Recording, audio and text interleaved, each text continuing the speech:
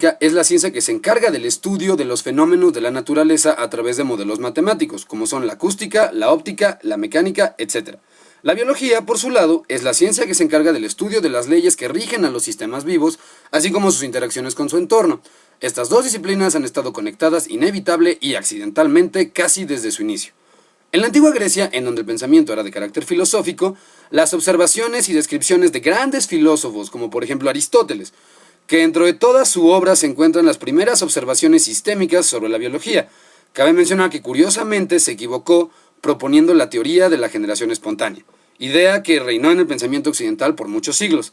Arquímedes, al cual le debemos las bases de la hidrostática, la estática y el principio de la palanca o las máquinas simples. Euclides, que con su trabajo sobre la geometría ayudó a científicos posteriores como Isaac Newton en el descubrimiento de la ley de gravitación universal. Lucrecio, al cual podemos considerar el primer divulgador de la ciencia, esto debido a que con su obra De Rerum Natura, o sobre la naturaleza de las cosas en español, ayudó a la divulgación de la teoría atomista, de Demócrito y Epicuro. La teoría atomista de estos dos griegos decía que la materia estaba compuesta por esferas indivisibles, a las cuales llamaron átomos. Posterior a la antigua Grecia vino la Edad Media, en la cual la humanidad presentó un enorme rezago intelectual al apostar por explicaciones de carácter religioso y mágico sobre el funcionamiento de la naturaleza. Una vez que el sistema medieval colapsó, entró el Renacimiento, en el cual grandes filósofos se encargaron de iniciar lo que hoy conocemos como el pensamiento científico. Galileo Galilei fue un pionero en la implementación de experimentos repetidos para demostrar lo que él pensaba sobre cómo funcionaba la naturaleza, mientras que Isaac Newton se encargó de responder a la pregunta ¿por qué funciona la naturaleza de cierta manera? Los avances más notables de Newton en física son la teoría de la gravitación universal y en matemáticas el desarrollo del cálculo integral y diferencial, así como las leyes sobre el comportamiento de luz. Este último avance permitió a Anton van Leeuwenhoek en Holanda perfeccionar la resolución de los lentes de esa época.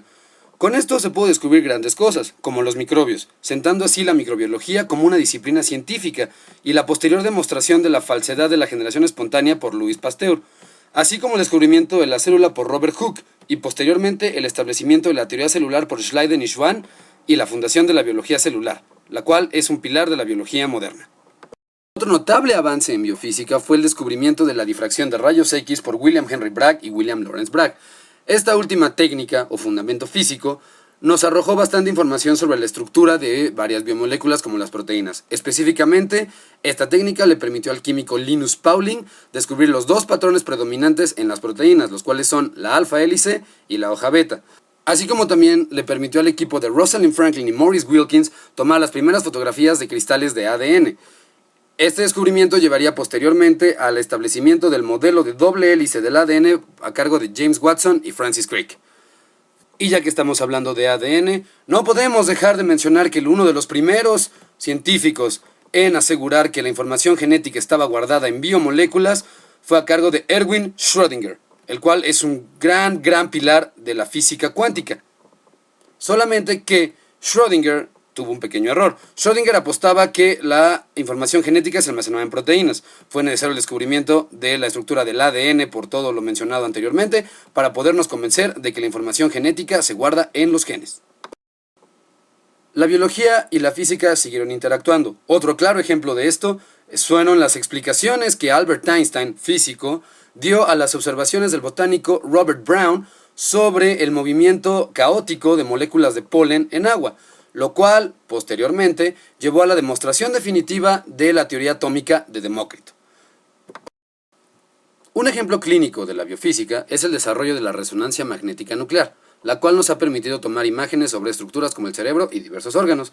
Esta técnica se basa en el principio descrito por la ecuación establecida por Joseph Larmor, la cual describe el comportamiento de los campos magnéticos generados por núcleos atómicos que poseen números impares de protones o neutrones, los cuales presentan momentos magnéticos. Esta técnica fue mejorada o amplificada en su poder de resolución por el efecto conocido como efecto Zeeman, descrito por Pieter Zeeman. Quedan muchas preguntas por responder para la biofísica. Nadie sabe qué pasará en el futuro en esta disciplina científica.